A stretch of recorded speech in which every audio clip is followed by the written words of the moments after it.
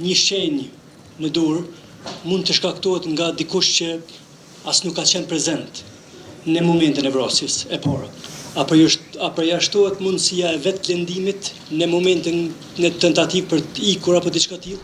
Në kushte normale, unë nuk kam nevojë as me bë pyetje, sepse nuk besoj që një shenjë në dur mund të shkaktohet nga dikush që as nuk ka qenë prezent në momentin e vrasjes e parë.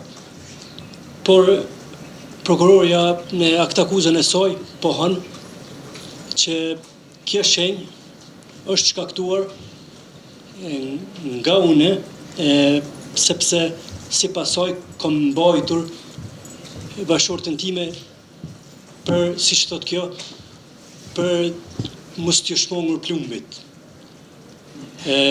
A thot raporti juaj këtë?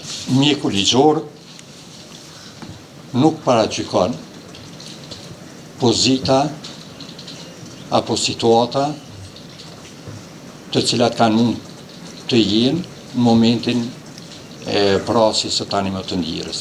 Mjeku ligjor ka obligim që të bëjë përshkrimin e qartë të çdo dëmtimi trupor, duke i përshkruar karakteristikat e dëmtimeve trupore. Prandaj është shumë normale që në një raport autopsie nuk mund të shënohen pohimet e tilla. Ju në raportin tuaj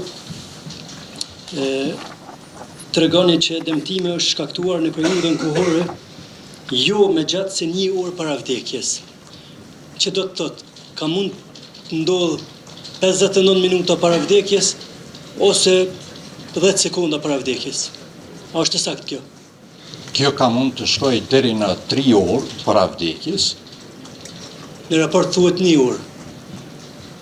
Për korrekci. Nëse ka mundësi të shme, po. Ne pritet përgjigjen.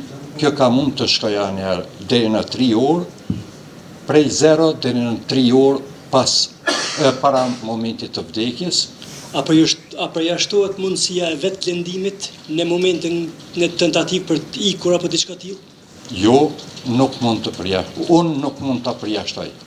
Edhe nuk është detyre jeme. Nuk kam pyetje tjera, ju falenderoj.